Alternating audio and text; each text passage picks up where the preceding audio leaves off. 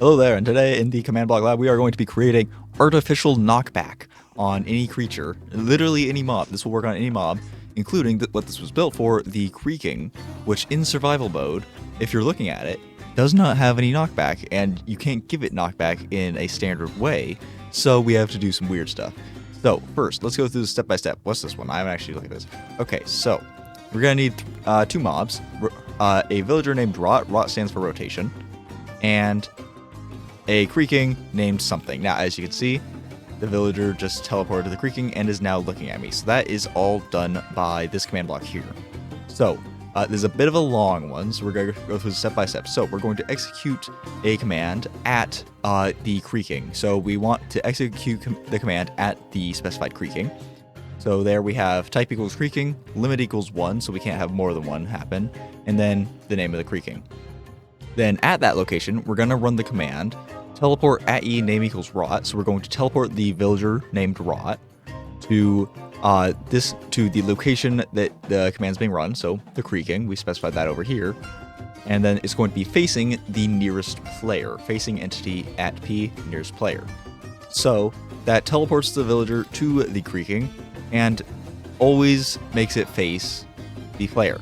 Now, something essential to note with the villager, these are a few essential things we need to apply to the villager. First, we need to basically remove the villager's collision. If we don't remove the villager's collision, it's going to be pushing the Creaking just all around. It's no good. So we're going to add team noCol, then we're going to modify noCol so that collisionRule is never. So just run that, and then execute as at e name equals rot. So the villager run team join noCol.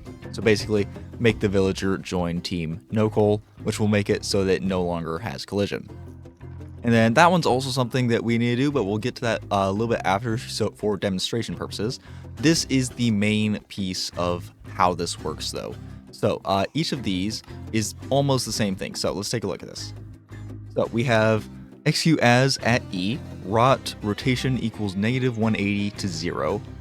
So basically, what this is doing is, and this one also has that same execute as. So these two have the same as rot y rotation equals 0 to 180. This one is inverted. So in the row, this one is the inverted condition of this one. And what this basically means is that this will set that block to air, while this will set that block to redstone. So essentially, this command block will be powered if the villager's rotation is between 0 and 180, specifically the Y rotation right here. And if that villager's rotation is between that, it's going to power this command block, which we'll go over that in a second. We'll get that command block is what is actually knocking back the Creaking. So let's go ahead and demonstrate this. You can see while we're on this side of it, the redstone block is there, but once we swap side over, it fills this block with air and this one with a redstone block. And you can see we can go back and forth to do that. Now, something to note, this machine here is only 2 directional pushing, so I can only push it along 2 axes. Or I can only push it along the x-axis, positive x or negative x. Pushing it in another direction doesn't work. You can make it work, but the more directions you want to push it, the more of these you're going to have to make, the more slots of these. So this is the condition for which direction to push the Creaking. So let's see how we actually do it. So this is a bit of a long one, as you can see. So we're going to execute as at A, so that's all players. So we're going to execute the command at all players as the Creaking, but specifically a Creaking with a distance of 0.1 to 1. So it's going to execute at the player as a Creaking within the distance of 0.1. So to be clear, this command is always running. Actually, yeah, all of this is always active, always active. This one needs redstone, but is still repeat. So it's as long as that redstone block is there, it's always active.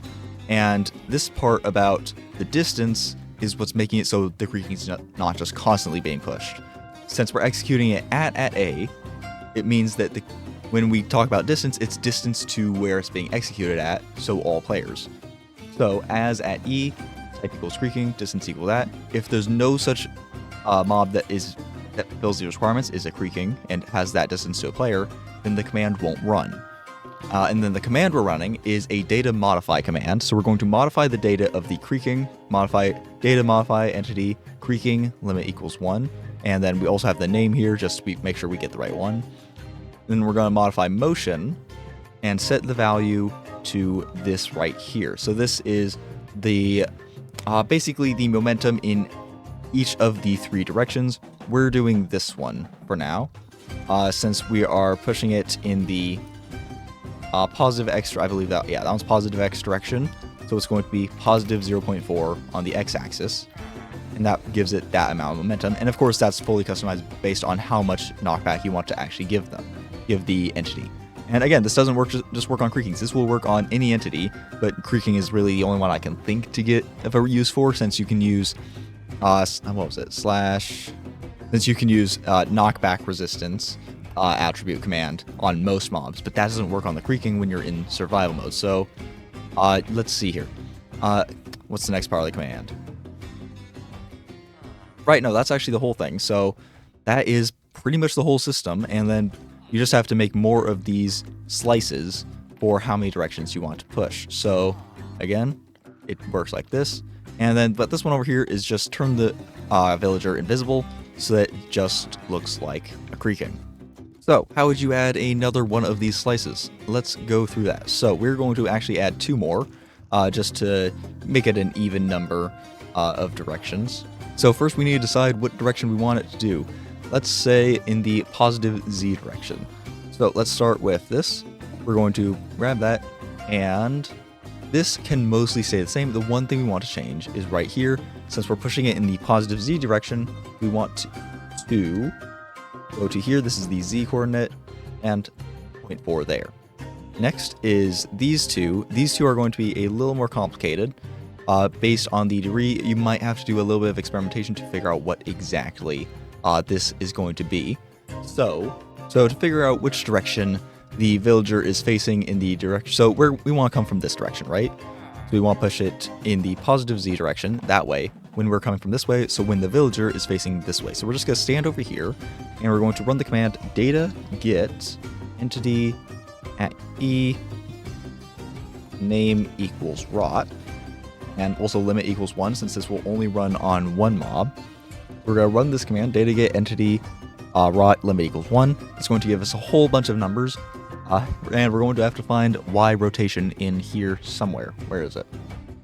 Here it is, rotation, 178 degrees. So what that means is that when it's facing that way, that is listed as 180 degrees. See, it's right there. Now, here's where we run into an issue of figuring out what degrees would go into activating the pushing for that direction, because we already have 2.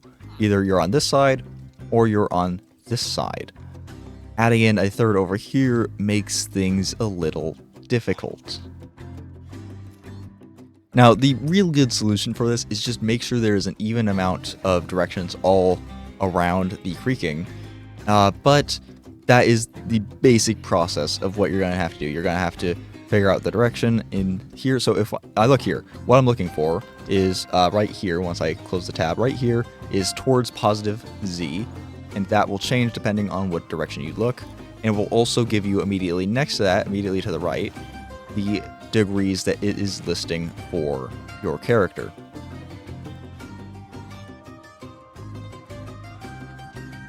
So positive Z is rotation 0, negative Z is rotation 180, or negative 180.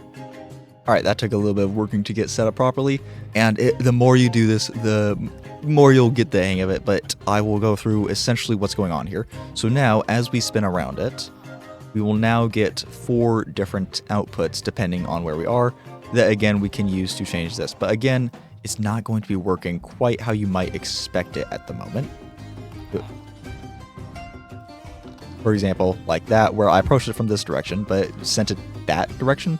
So essentially what's happening here is we have 4 axes, but they're centered around the diagonals. These are the locations it's approaching it from. So if we are coming in from this side, it has the opportunity to, let's say this one, actually, hold on, let me get more colors. Now, the problem we're running into here is that we have assigned straight horizontal axes from diagonal directions, because we've dispersed it evenly around these four, but we haven't put them in these bits because that is very difficult. Now it is possible to do, but again, math. It's math. If you can understand degrees in math, this is something you can probably work on your own. But basically, what's happening is we have orange set to push it here, we have pink set to push it there, and what was it? We have blue set to push it there, we have pink set to push it there, and we have green set to push it there. So if we approach from this direction, it will push it that direction fine. But if we approach from this direction, it's going to throw it off in that direction like we just saw. So how do we fix this? Simple answer, just kind of adjust the rotations such that they're centered on the right location. So just kind of spin that around a bit. In this case, we'd want to add 45 to fix this. We'd want to add 45 degrees to every degree we have in these command blocks. But let's talk about these numbers real quick, because as you see, I had to add a few more command blocks and adjust things to get this to work. So what did I adjust? First, everything is now in 90-degree increments. So we have 90 to 180, 0 to 90, negative 90 to 0, and negative 180 to negative 90. Now, what are these ones? Again, these are ones that tell the command blocks when there is not something here. When it is not at these locations, get rid of all the redstone blocks in these locations. So here we run into an issue. With negative 90 to 0, we have to get rid of 0 to 180, as well as negative 180 to negative 90. So for that, we're going to have to add in another command block. So this one we have negative 180 to negative 90, and then this one we have 0 to 180. And then we did increase this one by 1 since it's a little bit farther away from where we want it to remove the redstone block. And as you can see, it does work now that we've added these little bits in for an additional. It's for those of you who understand programming, this is basically like the physical implementation of an OR gate, I believe. Yes, that's correct. So let's adjust all these by 45. Let's just add 45 to all of them and see how it works. All right, subtract 45, I think. All right, so I've just subtracted I've just subtracted 45 from every single one of the values in here. And when it comes to negative 180, since it wraps around, we just, so negative 180 minus 45 would turn out to be positive 135. And surprisingly, this actually looks like it worked. I was expecting to wind up with some errors there, but this might work. Hold on, let's test this out. Let's see if it works.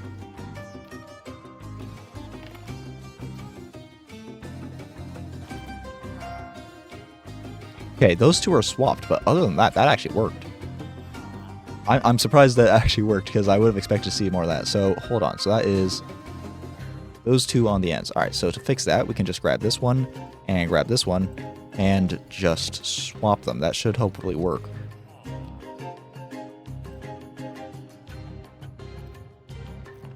Okay, so let me explain why I thought this wouldn't work. Hold on. Yeah, okay. So let me explain why I thought this wouldn't work. But apparently it does work, I guess. We have things like 135 to negative 45, where what it's trying to do is take, I guess it takes the closest value, which is good. Or no, right, because this is treating it as the lower value, and then the second one is treating it as the higher value. It's going to wrap around from 135 into the negative before crossing over things like positive 90, so that this will work. So just subtracting negative 45 from all this did work.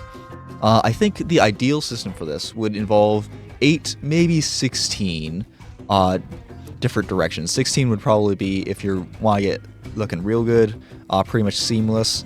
8 will be functional, but probably still you'll be able to see that it's not really perfect knockback. But to prove that this works, let's actually go into survival real quick. You can see the creaking freezes. It does not take knockback anymore, but we can still push it around. It does unroot when we do this, which is interesting, but it does work. As you can see, it's kind of difficult to get it out. Let's lure it out a bit. But as you can see, we can now knock back the creaking while it is rooted down, and it works perfectly. So thank you very much for watching, and I will see you in the next one. I don't know why it's not attacking me. That's weird. There we go. Hello. Thank you.